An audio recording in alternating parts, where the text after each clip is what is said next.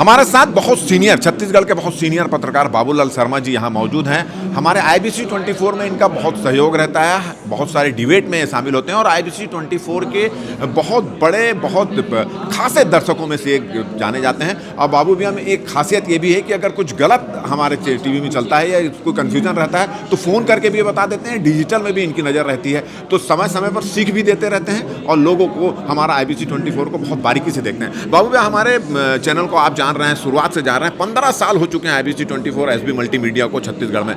हमारा चैनल आने के बाद छत्तीसगढ़ की पत्रकारिता में आप किस तरह का अंतर देख रहे हैं? बहुत बड़ा अंतर देख रहे हैं। मैं IBC 24 जब पहले दूसरे नाम से आया था तब से लेकर आज तक देख रहा हूँ। एक तो प्रोग्रेस बहुत फास्ट है और जिस तरह की इस खबरों को छत्तीसगढ़ी जनता चाहती थी वो खबरें जो हैं IBC 24 ने सामने लाई। और एक बार तो शुरुआत में इतना तहलका मचा आपके IBC 24 का कि लोग सोचने को मजबूर हो गए कि पत्रकारिता किसे कहते हैं।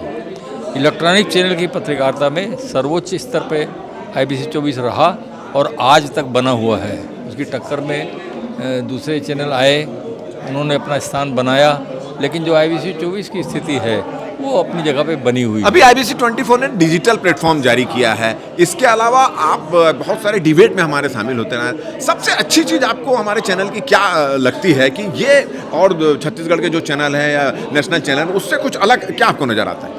आपके एंकरों की परिपक्वता, उनके प्रश्न, उनकी व्यापक सोच, उनका अध्ययन, ये सबसे महत्वपूर्ण।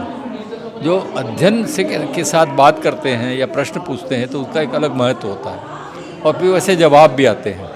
जब प्रश्न अच्छे होंगे तो जवाब भी अच्छे आते हैं।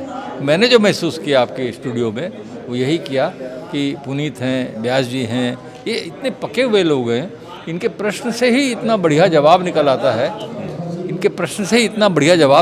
है कि लोगों को फिर समझने में मौका मिलता है कि क्या हमारे प्रदेश की स्थिति है, हमारे प्रदेश में क्या चल रहा है, हमारे प्रदेश का विकास क्या है, हमारे प्रदेश में हो क्या रहा है। छत्तीसगढ़ की राजनीति की बात करें, 15 साल की आपने भारतीय जनता पार्टी की सरकार देखी, 4.5 साल की कांग्रेस की सरकार देखी, उसके पहले 3 साल जोगी जी की सरकार थी। अगर पूरी छत्तीसगढ़ की राजनीति आज और कल छत्तीसगढ़ के राजनीति के बारे में बोले तो क्या कहना चाहेंगे? अपने अपने तरीके की सरकारें रही हैं। जोगी जी का तरीका अलग था काम करने का, उनकी सोच अलग थी।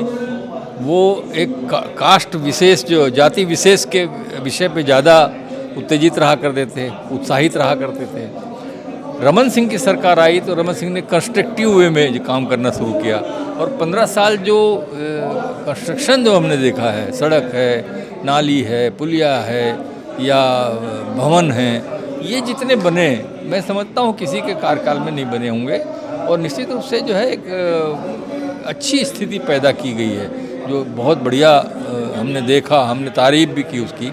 और PDS पे जो काम शुरू हुआ था उस दौर में वो प्रशंसनीय था, जिसको इस सरकार ने जो है PDS को इतना आगे ले आया है कि अब तो प्रशंसा करने की योग्यता पा ली है इस सरकार ने भी। तो आज की स्थिति में ये सरकार जो है इसका एक अलग पैटर्न है। ये जो 5 साल में हमने जो देखा, इनका पैटर्न है कि गांव के लोगों को क्या दिया जा सकता है, गरीबों को क्या दिया जा सकता है, महिलाओं को क्या दिया जा सकता है और वो नगद में कैसे दिया जा सकता है। सबसे महत्वपूर्ण इनका जो तरीका है कि योजनाएं ऐसी बनी जिसमें नगद पैसा जा करके लोगों को। क्या लगता है इसका फायदा मिलेगा इस सरकार को?